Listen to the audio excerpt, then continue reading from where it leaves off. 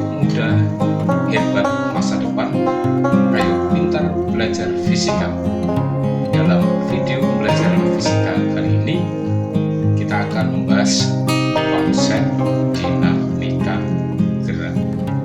Dinamika gerak adalah ilmu yang mempelajari gerak suatu benda dengan meninjau penyebabnya. Misalnya, apa penyebab dari sebuah bola dapat menggelinding di atas pedang miring, atau sebuah apel bisa jatuh dari pohonnya.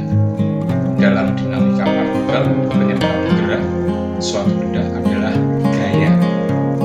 Di dalam fisika ada beberapa macam gaya, misalnya gaya berat, gaya tarik, gaya dorong, gaya sentripetal, gaya tekanan tarik, gaya normal, gaya pegas, gaya gesekan, gaya elektrostatik, dan gaya orang. Untuk memahami bagaimanakah pengaruh gaya pada gerak suatu benda, maka marilah kita pelajari lebih lanjut ketiga hukum Newton yang mendasari tentang dinamika gerak ini. Baik, yang pertama akan kita bahas adalah hukum 1 Newton yang dikenal sebagai hukum kelembaman atau inersia. Saat kita naik mobil, lalu secara tiba-tiba dijalankan, maka kita akan terasa seperti terdorong ke belakang. Nah, saat mobil bergerak dengan stabil, dengan kecepatan tetap, gerak lurus beraturan, akan terasa nyaman kita di dalamnya. Dan ketika mobil tiba-tiba direm atau berhenti, apa yang dapat kita rasakan? Maka kita akan terasa terdorong ke depan. Hal tersebut terjadi karena kita cenderung mempertahankan keadaan diam, sehingga saat mobil mendadak dijalankan, badan kita terdorong ke belakang, dan pada saat berhenti kita terasa terdorong ke depan.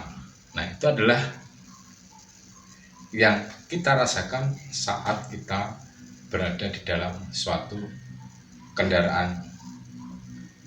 Sifat mempertahankan keadaan semula ini disebut kelembaman atau inersia, yang oleh Newton disimbolkan dalam hukum 1 Newton, yaitu jika resultan gaya yang bekerja pada benda sama dengan 0, benda yang diam akan tetap diam, atau benda yang bergerak lurus beraturan akan tetap bergerak lurus beraturan.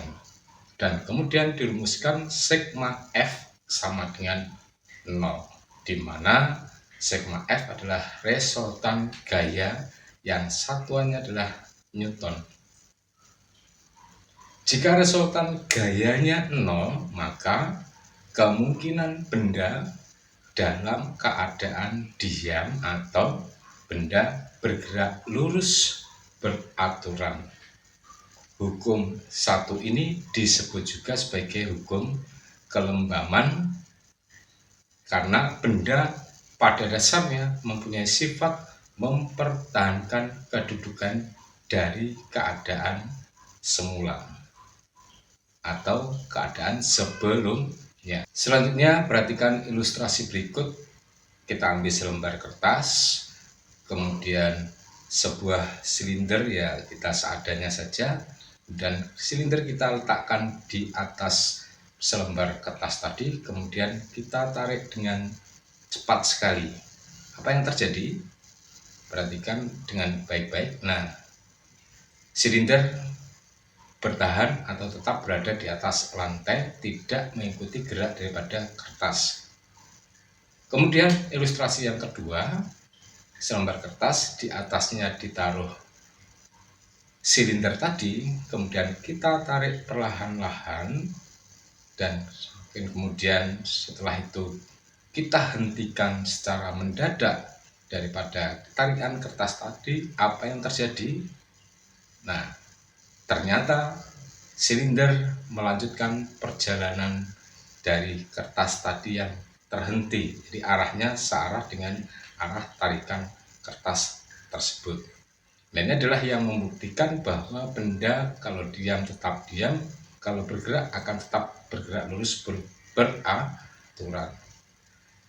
Oke, kita gunakan untuk menyelesaikan contoh soal berikut dari hukum 1 Newton ini. Soalnya adalah Rossi mengendarai motornya dengan kelajuan 90 km per jam.